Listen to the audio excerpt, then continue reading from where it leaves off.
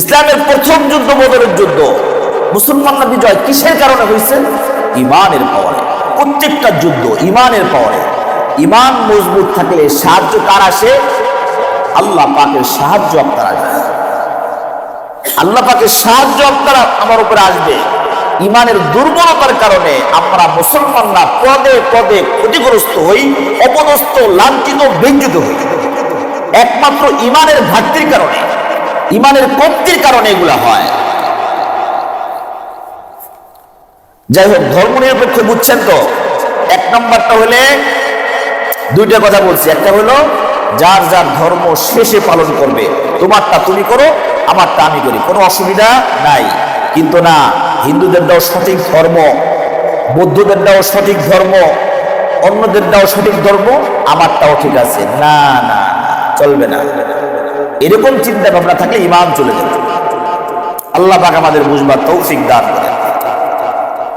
এরপরে দেখেন 5 নম্বর, দ্বীনের কোন বিধানকে অপছন্দ করা বা বিদ্বেষ রাখা। দ্বীনের কোন, ইসলামের কোন জিনিসকে কি করা? অস্বীকার করা, অপছন্দ করা। এটাও এরকম করলেও কি ইমান চলে যাবে। যেরকম মনে করেন কুরবানি করা কি ওয়াজিব? কুরবানি করা ওয়াজিব না? আসলে কিছু কিছু সময় কিছু কিছু পরিস্থিতি না হইলে অনেক কিছুই জানা যায় না। আগে এরকম হয়তো বা কেউ শোনেন নাই, করোনার আগে এমন মাসালা কখনো শোনেন নাই যে কুরবানি না দিয়ে গরিব মিসকিনদেরকে টাকা দিয়ে দাও। এটা এই করোনার আগে শুনছেন কেউ? করোনার সময় এই মাসালা শুনছেন না? এই ফতোয়া কারা দিছে? কোন ইসলামিক স্কলার, শরীয়তের কোন মুফতি সাহেব? না না না, দুনিয়াবি আইনজীবী ইত্যাদি ইত্যাদিরা দিছে। তারা মুসলমান দাবিদার, বাকি কুরবানি না করে গরিব মিসকিনকে দিয়ে দাও, মানে কি করা? অপছন্দ করা কুরবানিকে। কুরবানি তো ওয়াজিব, অপছন্দ করা এমন কোন কাজ করলে ঈমান থাকবে না, এমন কোন কথা বলা, ঈমান চলে যাবে। গোসল ফরজ হয়, গোসল ফরজ হয় না? গোসল ফরজ হয়, বালেগা হবার পরে কি হয়? গোসল ফরজ হয়। গোসল ফরজ যে হয় এটার অনেক কারণ আছে, যে এই কাজ করলে গোসল ফরজ হয়। স্বামী স্ত্রী একত্র হলে গোসল ফরজ।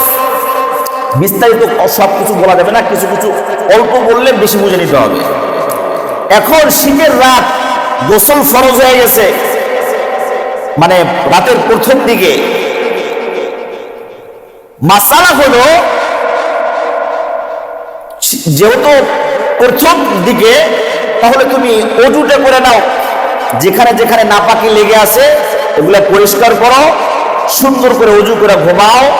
ফজরের আগে, এর আগে তুমি অবশ্যই সুবহে সাদেকের আগে গোসল করে পবিত্র হয়ে এরপর তুমি ফজরের সালাত আদায় করো।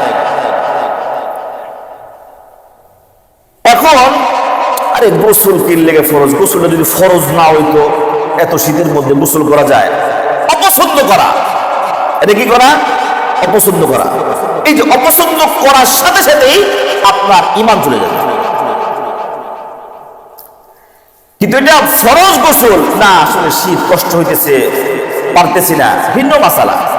নামাজ ফরজ, আমি পড়ি না, কিন্তু অস্বীকার করি না, পড়ি না, না পড়ার কারণে নামাজ তরক করার গুনাহ হবে, অস্বীকার করলে কাফের হয়ে যাবে। তো গোসল যে ফরজ, এটা অস্বীকার করলে, অপছন্দ করলে ঈমান চলে যাবে। বাকি ওয়াজিব ঠিক আছে, শরীয়তের বিধান ঠিক আছে, বিধানকে পছন্দ করা, কিন্তু মানতে না পারা ভিন্ন মাসালা। কিন্তু আপনার ঈমান থাকবে। অপছন্দ করলে, অস্বীকার করলে কি হয়ে যাবে? ঈমান চলে যাবে। তুমি গোসল ফরজ হয়ে গেছে, প্রথমে শুনে নাপাকিগুলো দূর করো, এরপরে সুন্দর করে ওযু করো। ওযু করার মধ্যে কি মুখে পানি দেওয়া, নাকের মধ্যে পানি দেওয়া লাগে না? কুলি করা লাগে তো, নাকের মধ্যে পানি দেওয়া লাগে। গোসলের ফরজ কয়টা? 3টা। গোসলের ফরজ কয়টা? প্রথমে ভালোভাবে কুলি করতে হবে, নাকের ভিতরে পানি ঢুকাইতে হবে, পানি দিতে হবে। এরপরে সমস্ত শরীর সুন্দরভাবে ধৌত করতে হবে, কোথাও যেন একটু শুকনা না থাকে। শীতের দিন যদি কোনো পুরুষের মাথার মধ্যে চুল যদি লম্বা থাকে আর খোপা করা থাকে বা বেনি করা থাকে, পুরুষের কথা বলতেছি, তাহলে পরিপূর্ণ চুল ধৌত করতে হবে, ভিজাইতে হবে। পরিপূর্ণ চুল, পুরুষের পরিপূর্ণ চুল ভিজে যাবে, তারপরে চুল বড় রাখতে গেছে না। আর মহিলাদের ক্ষেত্রে, মা বোনদের ক্ষেত্রে যদি খোপা করা থাকে, বেনি করা থাকে, খোপা করা টাইট করে বেনি করা থাকে, শুধু চুলের গোড়ার মধ্যে, পুরা মাথার চুলের গোড়ার মধ্যে পানি পৌঁছলেই হবে। বুঝে আসছে? তো গোসল কি করতে হবে? তো অজু করে প্রথমে ফার্স্ট রাতের শুরুতে যদি গোসল ফরজ হয়, অজু করে নিতে হবে। কেন? কারণ হলো তুমি যে রাত্রে ঘুমাইবা, আর নাওমু নিসফুল মাউত, তোমার ঘুমটা হলো অর্ধেকটা মৃত্যু, মৃত্যুর মতোই। আমরা ঘুমের সময় দোয়া করি না, আল্লাহুম্মা বিসমিকা আমুতু ওয়া আহইয়া, আল্লাহ তোমার নামে ঘুমাইতেছি, তোমার নামে শুরু করলাম, তোমার নামে মানে আমুতু মানে কি মরতেছি, মানে ঘুমাইতেছি, ও আহিয়া আবার তোমার নামে আমি জীবিত হব, জাগ্রত হব। এই যে আমুতু, মৌত শব্দ ব্যবহার করে, আমুতু, আল্লাহর নামে ঘুমাইলাম, আবার যে ঘুম থেকে জাগ্রত হবো কোনো খবর আছে? এরকম কোনো গ্যারান্টি আসেনি, নাই।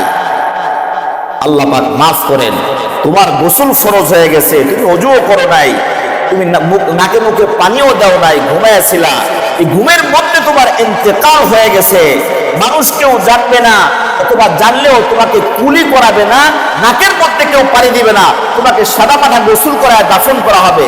মানে কি? তুমি নাপাক অবস্থায় তো এই দুনিয়া থেকে গেলা। আরে গোসলের ফরজ তিনটা, মুখের মধ্যে পানি ভালোভাবে কুলি করা, নাকে পানি দেওয়া। যদি কেউ মারা যায়, যারা গোসল করায়, লাশ দাফন মানে গোসল করায়, কেউ কুলি করায়, নাকের মধ্যে পানি দেয় না? না, দেয় না। এই জন্য যদি এরকম হয়, তুমি শুরুতেই কি করো? তুমি সুন্দর করে অজু করো, নাপাকিগুলো দূর করে সুন্দরভাবে অজু করে এরপরে তুমি ঘুমাও।